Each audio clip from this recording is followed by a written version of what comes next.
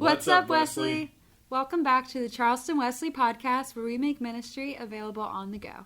I'm Ava, and I'm the Wesley Worship Intern. And I'm John, and I'm serving as the pastor of the Charleston Wesley Foundation. And we are joined once again by our very special guest. Drum roll. It is Hannah Poole. Hey, I'm Hannah. I volunteer a lot with Wesley, a lot during the weekly nights, but then also with the women's ministry. Cool. What else do you do? I also teach kindergarten. Hannah's my wife, for anyone who didn't put two and two together on that. Thought you didn't want me to say it this time, but that's fine. Did you just say a curse word? Oh, I'm sorry. I misheard. I have an auditory thing. I thought you dropped the F-bomb for a second, and I was about to be like, no, ma'am, we do not do that here. How are you doing today? I mean, I'm doing pretty good. I don't know if, I mean, I'm sure John's shared it before on the podcast, but I am pregnant, so, feeling kind of, that's weird. So, feeling kind of big right now, but that's fine. That sounded better in my head. I too am feeling kind of big, but mine is not a temporary problem. It is just more like a life choice problem. Oh my gosh, John, how are you? I am well. I am well. How are you doing, Ava? I'm like a little bit nervous right now. I think I'm good. I just like nervous energy, giggling energy right now is my vibe. Well, that's okay. I mean, we've all been there. Yeah, it's Probably shouldn't take a sip of coffee right now because we are transitioning into the actual meat of the episode. That's a weird way to describe it, but I'm going to stick with it. And we're going to take a bite into this topic, and we're going to just chew on it and digest it and all the good stuff. And we're going to talk about burnout, which is something that comes up quite a bit in just most avenues of life. However, I will say that this is probably going to be focusing more so on what does burnout from church look like, because that's a real thing. As a church leader, that is a deep and serious thing and a common thing. So, with that being said, what is burnout in the Christian context? And what's the difference between this and just being, like, sleepy? I think it's when you're just, like, working yourself so much that you're not just, like, properly, like, caring for your body. And I don't just mean, like, physically caring for your body, but just, like, when you're not giving your body what it needs, like, physically, mentally, spiritually, just because you're so busy doing so many other things. Yeah, I think of, like, perpetual, like, tiredness and just... like, burnout is different than just like sleepiness or tiredness to me, because I feel like it's a more serious version of that. And to me, it's cool that you brought up the physical aspects, because I normally think of it as like a mental state of like just not feeling enthused anymore, or just having a hard time getting yourself to church events because you're just a bit worn out. Like, worn out. Yeah, I would actually probably fit in your definition, Ava, of just like disinterest is a big part of burnout. And I guess let me back it up real quick. Like, do you have experience with church burnout? And I guess explain very briefly the context with which you were in. Yeah, so I have experience with church burnout, and I feel like the context I was in is kind of muddled a little bit. So when I was really starting to get burnout from church, I was serving in a local church as the children's director. And so, like, in doing that, we had 2 services. Both services had a lot of kids, so I was constantly doing children's church during church service, and then in Sunday school, either in a Sunday school class with the kids or like bouncing around checking on the children's Sunday school classes. But then at that same time, I was also interning actually for the Wesley Foundation. And so I was usually, like, Monday nights, I was usually helping with like getting food or like set up and clean up and like and that kind of stuff. And then Tuesday nights was a little more relaxed with how much I was having to work. And then I was also working Thursday nights for Wesley, and so I just had so much going on in those contexts. But with the roles that I had, I wasn't necessarily getting spiritually fed, and so that's kind of what led to burnout. I was always giving so much, but I wasn't really ever getting anything. And like as like cheesy and overused as it is, like everyone says, you can't pour from an empty cup, and that's exactly what I was trying to do, was pour from an empty cup. Yeah. But yes, that's my experience. What about y'all? I think I have definitely, I don't think I've experienced burnout to the extent of some of my friends. So it's something I think I want to say is like, I think burnout can be a scale, and I was definitely on the lower end, so I can't really give a whole ton of like a good story behind it. But I did start leadership in the Wesley Foundation for the first time in the fall of my sophomore year. And I do think it was a mix of like, for the first time being expected having expectation of a couple different days a week instead of just my normal Wednesday night.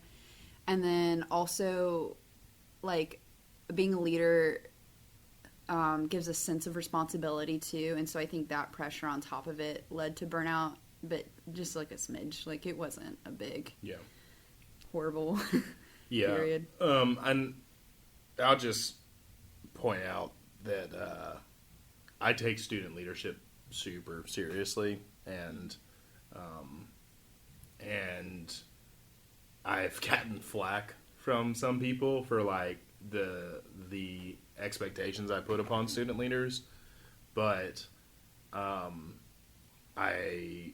also have seen incredible fruit in adding accountability and expectations to these student leaders. I give Ava a lot of grief, but like Ava's like actually just such a phenomenal student leader in discipling others and in teaching and in being a part of the band, all these things. And so Stop it.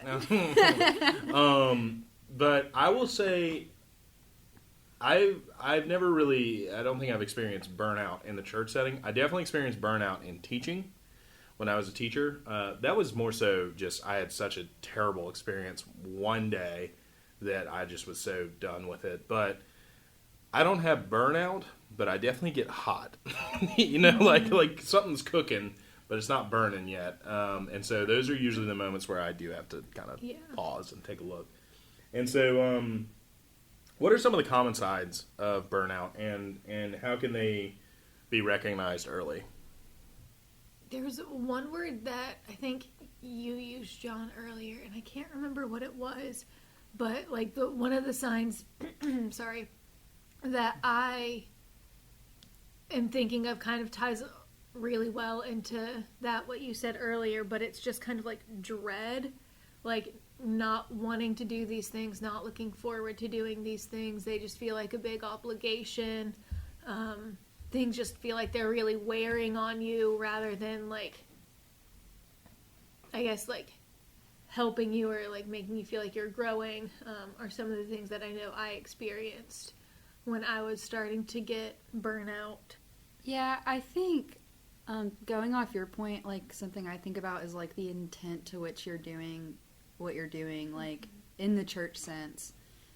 Am I going to church on Sunday because I know my mom's going to ask about it later?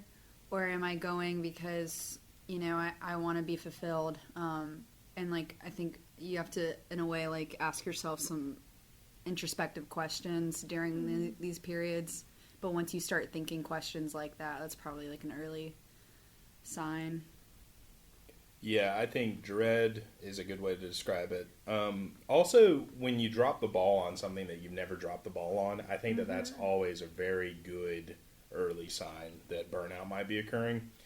Because, one, we all make mistakes, but, like, we're just going to use Ava as the example, because Ava's great, right? Oh my gosh. But if on a Monday night, she just, like, forgot to do the slides, that's like what might be a sign of like burnout, because that's just something that like she knows to do, She always does, and just the fact that she forgot about it just means that like something's going on. And you know, I'm not saying if Ava misspells a word in the slides that's burnout, but I'm just saying like something where we just kind of drop the ball. I think that's definitely an early sign, but also just like yeah, Wesley's super cool. Like you know, like we all think that we all have seen God moving in Wesley, and so when we say that, it's easy to think that way.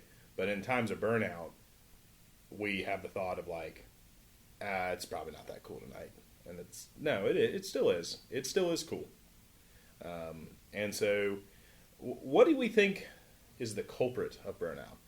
And it's interesting for me to hear this because I am the one that typically tells y'all what to do. So, but what are some of the symptoms that lead to burnout?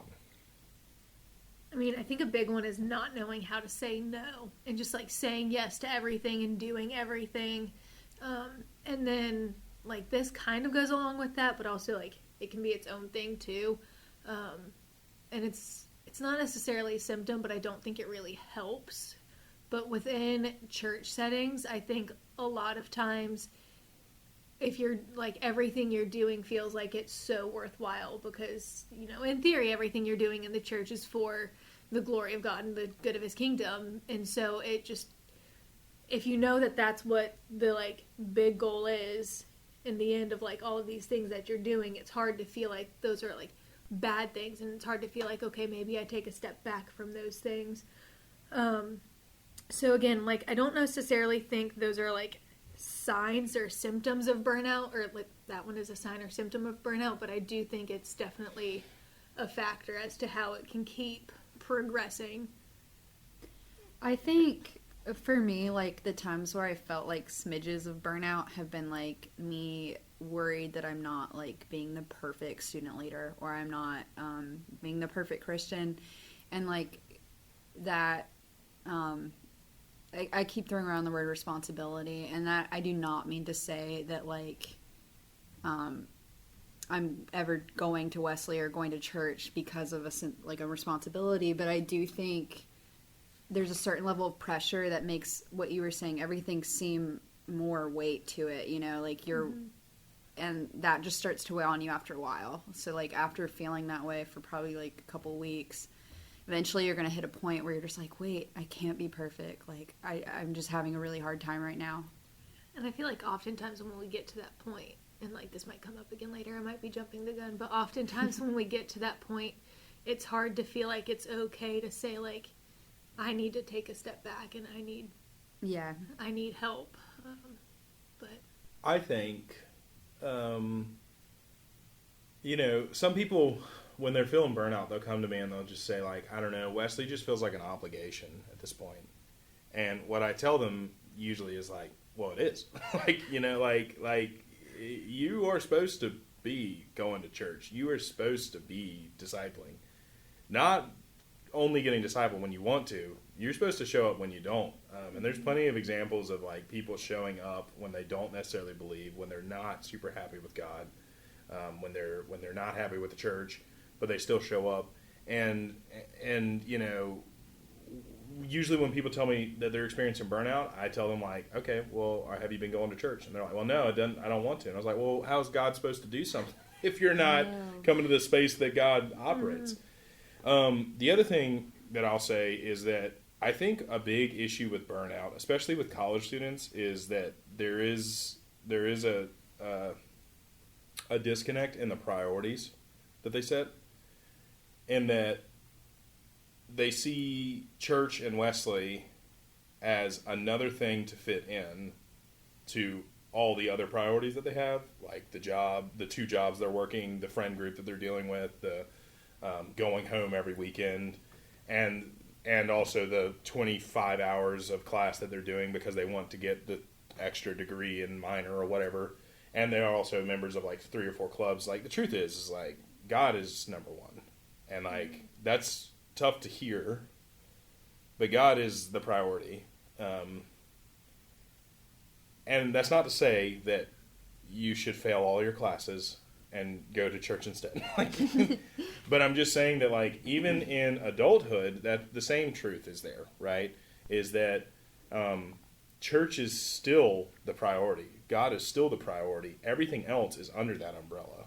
And when we go to God with Him at the top of our priority list, everything else can kind of become easier. And I don't know. I feel like I'm getting a little harsh here, but I'm just going to go for it. Christ went up on a cross and died for you. Dang. So I think that you could skip improv club to go to Wesley or go to church, right? And like that's tough, but like brothers and sisters, even though y'all are both true, sisters, yeah. like that's true. You know what I mean? Because the other thing too is it's like, like I once had this conversation with a student, and they were like, "Hey, I can't come to Wesley because I'm gonna go to I can't remember the club," and I was like, "Okay, that's cool. Are you gonna come Thursday instead?" And they were like, "No, I got this other club." And I was like, "Are you gonna go to church with us Sunday?" And they were like, "No, I'm gonna go home." And I was like, "Well, are you gonna go to church when you're home?" And they were like, "No." And I was like, okay, well, it's like you have 3 opportunities that I'm extending to you, and you're shooting them all down. Because that's the thing to realize, too, is that Wesley has something every night of the week, Monday, Tuesday, Wednesday, Thursday, to be discipled in. And then we oftentimes have something on the weekend to be discipled in. So, like, I don't think it's hard to make it to Wesley at least once a week. And also, if you're going to be a leader, the expectations do get higher. But when you become a leader, you're saying that you're making a priority of it. So, and like when John's talking about when you become a leader, like yeah, that applies to our students while they're in Wesley, but also like when you've graduated and you're in a like local church of your own, if you become a leader, like they're going to want you at church on Sundays. They're going to expect you to show up for whatever meetings you're the leader of or a part of. So like I guess that's part of why we have this expectation now, so that way y'all can be good church leaders after y'all graduate. But also I guess circling back around to prioritizing, I guess not necessarily Wesley, but prioritizing your faith. Like I feel like everyone always talks about, oh yeah, when like you prioritize your faith, like, and you just have that so ingrained in you, like your perspective changes and things, I guess, kind of like seem inexplicably better. And like, I feel like I'm doing a terrible job of like explaining with words. So, I'm going to shoot to a story now, quick one. So that way I better explain it. But like when we were in DC, John, we would be writing the metro places, and John, just with his auditory processing disorder, it wasn't the like best environment for him, so he started playing music, and he played worship music. And he said the mornings that he started our days off with worship music, they were just so much more, I guess, like life-giving for you. And I think it's kind of like that sort of a situation. If we really truly, I guess, prioritize our faith, then like we start to see that outlook change a little bit more. And I'm not saying that it gets just like easygoing, but I think like prioritizing your faith kind of helps with burnout and not feeling it, or not necessarily getting fully burnt. Maybe getting a little hot, but not burnt. But yeah. Can I also add another note of conviction? I'm staring at Ava as if I'm trying to convict her, but well, I think you're going to feel some conviction with this. But I'm going to offer a quick note of wisdom. When we die, that's a good way to start, right? Gosh. When we die, I next time y'all are near a cemetery or a graveyard, I encourage you to look at the tombstones, and I challenge you to find a tombstone that says anything about GPA. Or even degrees, or what clubs you were a part of. Typically they say mother, daughter, son, friend, whatever. And I think when you start to think about things from the point of view of like what's on your tombstone is what's important. Like, when I die, I want everyone to know that guy really loved Jesus. You know, that's really what I want on my tombstone is, man, he ain't perfect, but he loved God. Because that's just really what matters. So it sounds like y'all are relating, like, outside burnout to, like, Christian burnout. Is that, like, what you're saying is sure. that normally they coincide? Yeah. Well, I'm glad that you brought that up, because a lot of times student leaders will come to me and they're just like, John, I just am really feeling burnout from Wesley, and I just, like, don't know what I'm supposed to do. And I will say, well, you just got dumped, you failed your Spanish exam, and you have family drama back home. So is it really Wesley, or is your life just kind of spiraling? Because, yes, you need to take a break from Wesley. Like, you need to go into what we call a retreat season. You need to have some Sabbath rest. But you got to realize that, like, Wesley is in some ways the remedy for when your life is spiraling out of. And I say Wesley, but, like, the church. And in general, just, you know, campus ministries, you know, in general, we exist to help y'all through college and help you in those moments. So in some ways, it's like you're not going to the doctor when you're sick, and then you're complaining to, and in some ways you like go to the doctor and you're like, hey, I feel so bad that I don't want to come anymore. And it's like, oh, like, no, like you need to, like, this is the place to be. I feel like I'm getting pretty hardcore. It's okay. It's your job to, like, convict us and stuff. So what is spiritual burnout in your communal relationships? What does it do to kind of your connections in your community, but then also to your personal relationship with God? I think, again, it's kind of hard for me to speak on this, but I would say most of the times I'm feeling overwhelmed just in general, and like I need rest. I am not thinking about spending personal time with God, and that is on me. But yeah, normally when I'm getting overwhelmed and burnout, I'm just like, you were talking about priorities earlier. I'm like, let me focus on all of these other priorities that I think are more important. And normally, like, my personal relationship with God kind of gets lost in the mix a little bit. I mean, I think it's easier to kind of, like, have your personal relationship with God kind of get lost in the mix, or, like, take a back seat. Not that it should, but it's easier to do that, especially if you are still going to church on Sunday. It feels like you're still, like, ticking off that box that you need. But I mean, I think if you're getting burnout in your community, then just, like, naturally it starts to affect your relationship, because we are called to live in community with one another, and that's part of why church is so important. So when I was starting to get burnout, like, yeah, I'd still be showing up to church on Sundays, still be showing up to the different Wesley stuff, but, like, I know I wasn't in the best spot, and, like, we were joking about it earlier today, actually, how, like, I was just kind of, like, not so fun to be around, because, like, I was just kind of spiraling that much. And so, because, like, I guess I was struggling with that community, then it was just kind of like, by the time I got home at the end of the day, like, I was just ready for bed. Like, I just didn't really, like, take the time to prioritize that, because it was like, okay, yeah, I checked that box, I went to church, like, I'm good for now. And so I think that's kind of how they factor together. For me, it's also that danger. I say this is it's a great idea and thought to have in you, but it can also be dangerous to that thought of, like, God's always with me, so, like, he's always going to be there, so why don't I focus on the things right now that are more urgent, you know? Yeah. Like, it's a great thing, obviously, that God is always with us, but I definitely have fallen into that trap of, like, oh, well, he'll be there tomorrow when I have time for this, you know?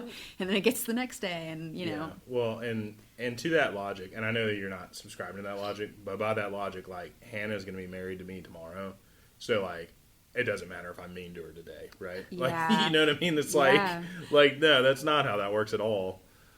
I think also, too, though, on that same topic, I think the more we invest in our faith, the easier it is to like just actually embody that whole like God is always with me. But like we do have to invest in our faith to be at that point, because like most days, if we've just like really invested in our faith, not dealing with burnout, whatever, some sort of like trial or obstacle comes along and like we're fine, we're able to like persevere easily, no problem, because like that's just how strong we are. But when we're starting to deal with burnout, if we've not adequately just kind of like invested in our personal relationship with God, then that's when it really feels like, okay, I have to prioritize God. And it is a little less than like, okay, God is always with me. What are we going to do about this? How are we going to solve this together? It's like, okay, yeah, like I got to prioritize and do this, get back to where I'm supposed to be, if that makes sense. Yeah, and if I could backpedal a little bit, not necessarily to go back against what I've already said, but to clarify. When I said like that you were feeling burnout, you should still keep coming to church. Yes, you should keep coming to church, but you should not be leading. Mm-hmm. Because hurt people, right? Yeah. That's like a cliche thing, but it's true. And I even put this in like the group chat for the staff, is like, if you ain't getting discipled, you aren't going to disciple, you know? So when I say like keep coming, I'm not saying that you come and you help in the serving line and then you're up there with the band and you're talking to all these people and you're trying to be the perfect little person. No, I'm just saying you need to show up. And maybe you don't want to sing. Maybe you just want to sit and listen to the words. Maybe you don't want to pass the peace. Maybe you're struggling to say the Lord's Prayer.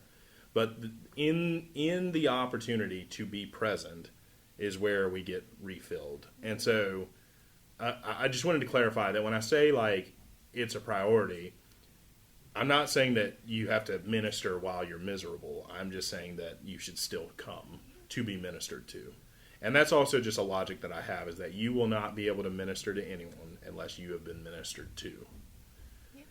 And like I just want to add, like, I know we shared our personal experiences with burnout earlier, but like everything that John and I are saying, it's not us just trying to like preach to y'all and just say like, okay, well, this is what you need to do better. Like, this is us speaking from personal experience. I know, like, I definitely reached burnout. John has come close but never quite reached burnout. But like back when I was going through burnout, like John kind of saw me in the thick of it and has now kind of like seen me get through it. So, and probably helped me get through it realistically. So like we're just speaking from personal experience and from lessons we've learned, not because we're trying to preach to y'all. Like we are just trying to really help our students not see some of these same struggles that we've dealt with already.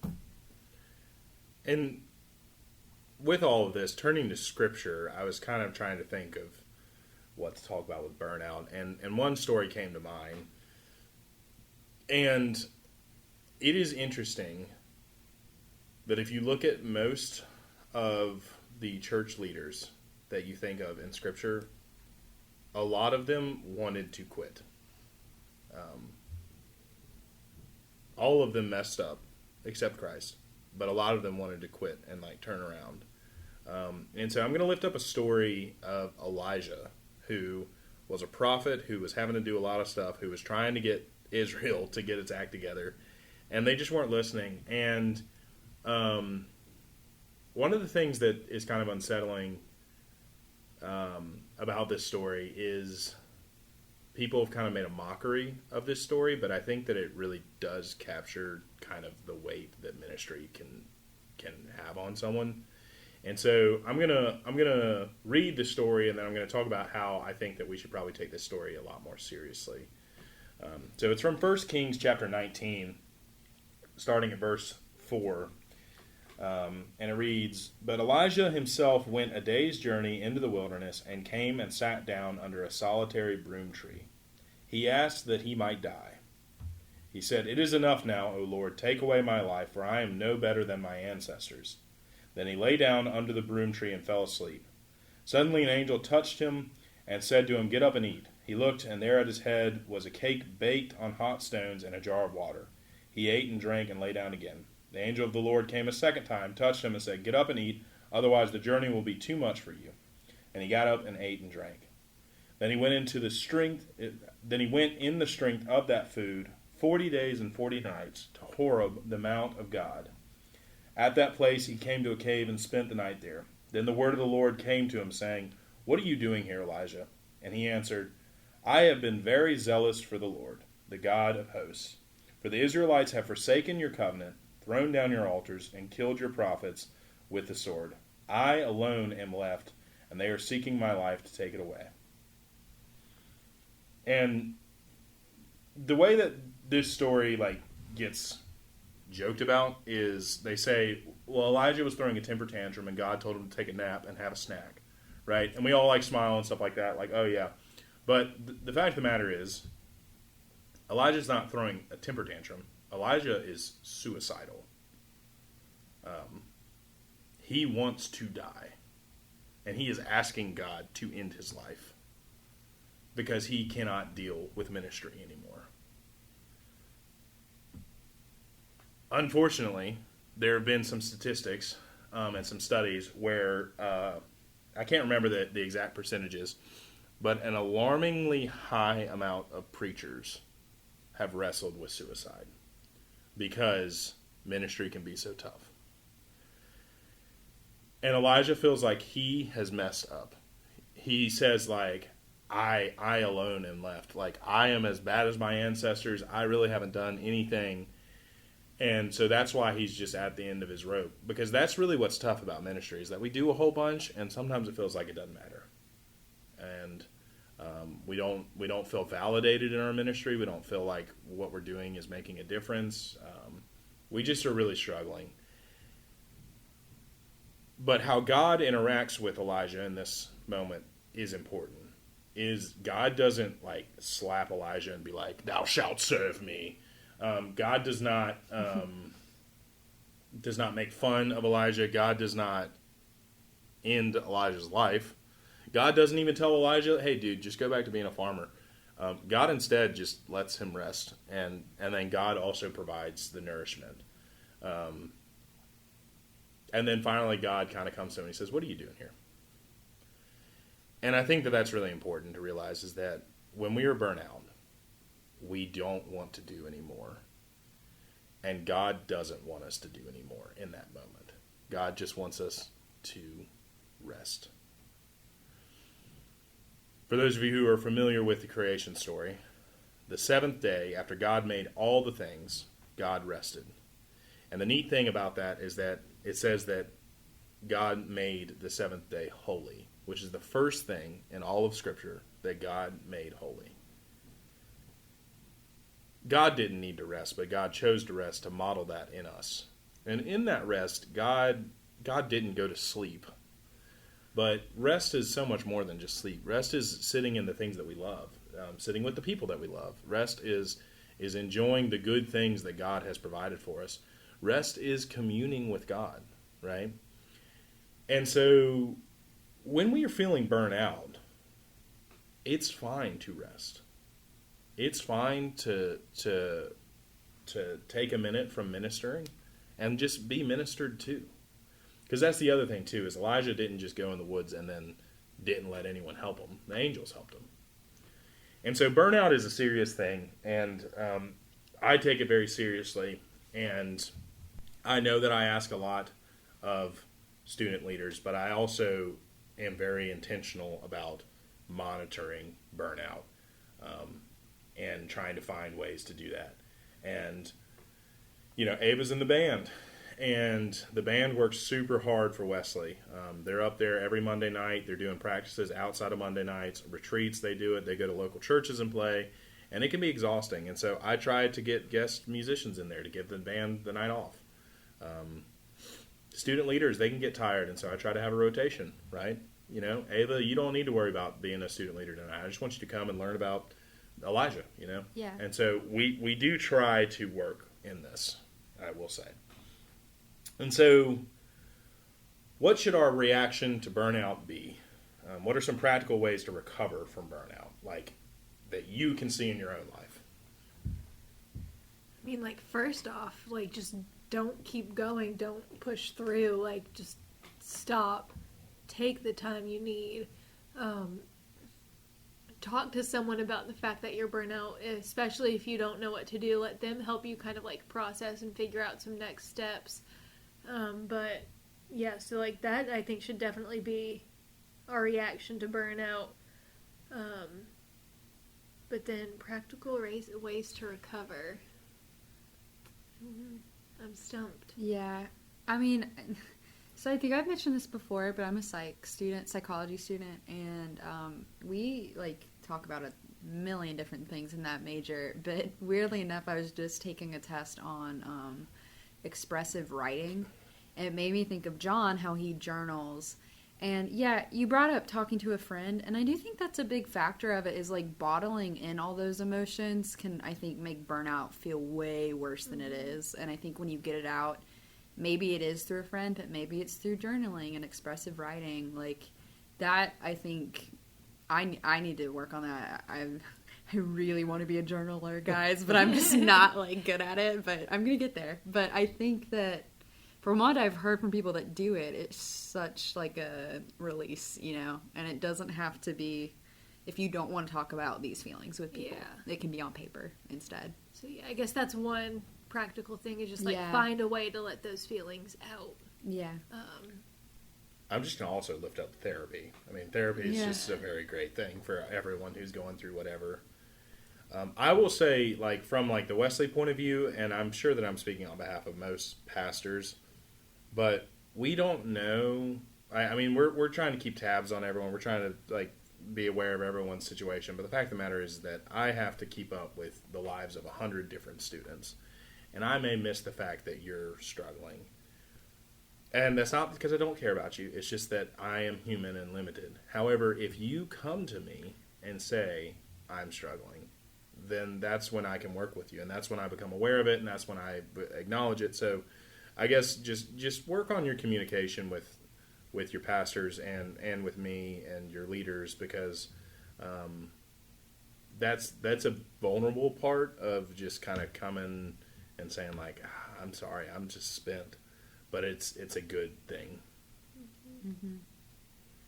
And I guess just like find ways to get the rest that you need. Like John says, it doesn't have to actually like be physically resting and sleeping. Just like find activities or things that you enjoy doing that are relaxing and just kind of can take your mind off things and just, I guess, help yourself feel renewed.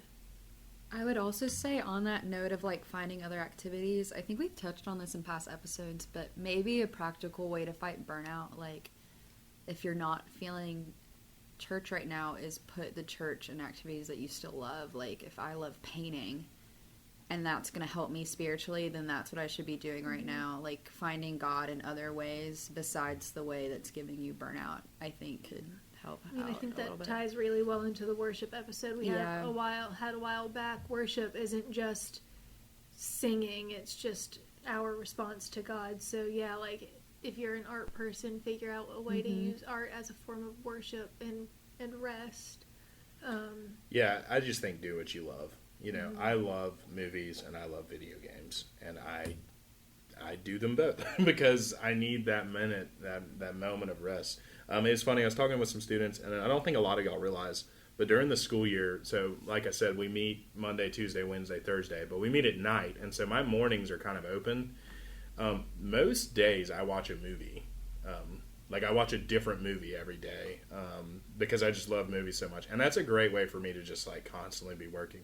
I love to garden, and so I try to garden. I love my dogs and my cats, and so do the things that you love, and don't forget the things that you love, and that'll be definitely good. And in that you can find rest. And so, how can we help our friends who are experiencing burnout?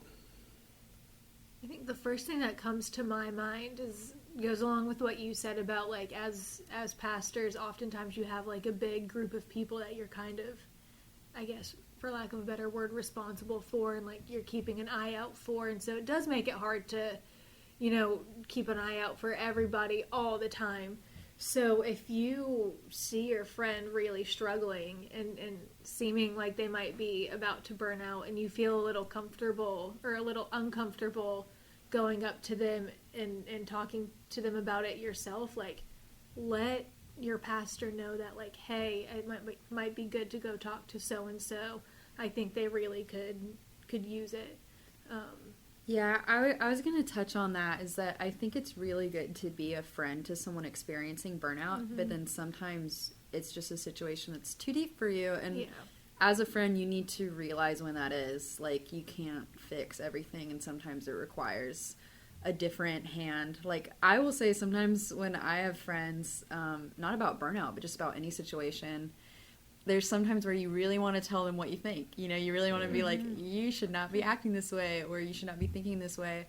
But at the same time, sometimes your friends just need friends, and let someone else have that role of being the bad cop, you know, like the person that actually has to lay in the law, you know, because I think you need both in these situations. You need someone to listen to you, but you also need someone to tell you, hey, this is what we need to do then from now on. Yeah.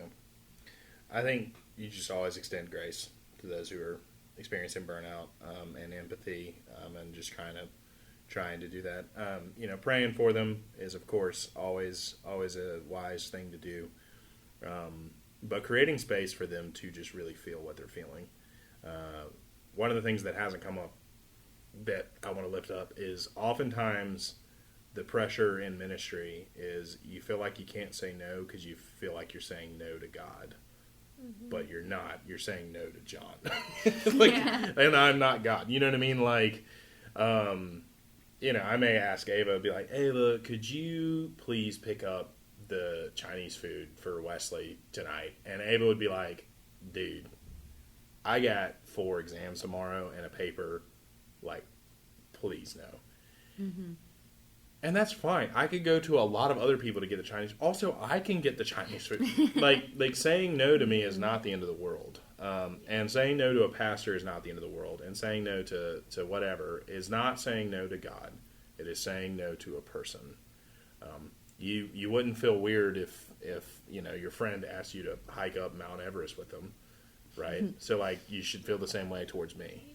Now, if God opens up the heavens and says, Ava, you will get Chinese food tonight for Wesley, then you should probably do that. Yeah. But I do not think that God is speaking through me in that way. I oddly appreciate how you compared saying no to picking up Chinese food to saying no to climbing up Mount Everest, because like as silly as those two, like to compare those two seem, I think a lot of times when you're just like really in the thick of burnout, the equivalent feels the same. Like or harder to say no to picking up Chinese food than it does to climbing up Mount Everest. And I'm just gonna be transparent with y'all in the audience right now, in saying that like I am the worst about this. About once a semester, I go so hard in ministry that I wake up and I am horribly ill and cannot do anything for a day. And those are some of the most shameful messages I have to send out in the group me of like, hey guys, I'm not going to be there. And then I'm like furiously texting the interns and the leadership team being like, guys, I can't be there. Like, I am sick. I don't know what to do. I mean, it's bad. Like, I've like late, like it's not like sick, like, oh, I don't feel good. It's like sick, like I am in bed all day. I can't even watch something because like my head hurts so bad. Yeah. And that's like once a semester because I just do too much.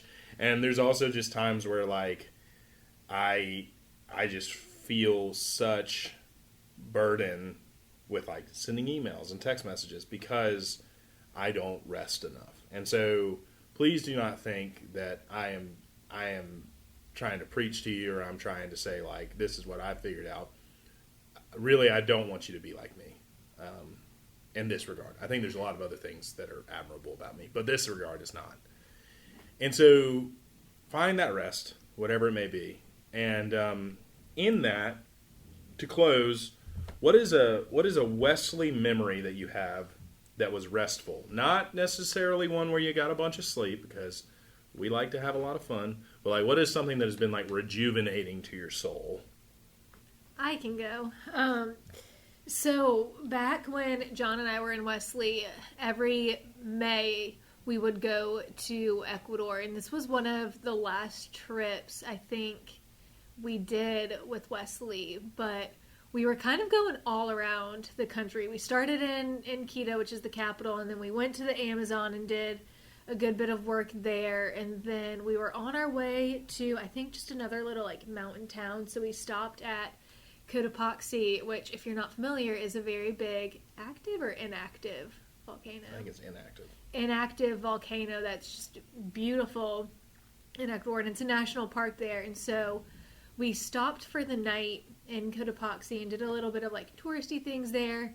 But a handful of the people from our group that year decided to get up early that next morning to watch the sunrise over Cotopaxi, because like that's where the little like hotel hostel we were staying at was like looking right at the volcano. And so like it was just so beautiful and so restful to get to wake up with just like a small group of people with all the lights off in the dining room, just looking out the window at the sun rising over the volcano and just getting to relax and hang out and have a good time and be silly and goofy together during that experience was a lot of fun. And then eventually I think you broke out the guitar and we started doing a little bit of worship too, which really just kind of made it all the more beautiful.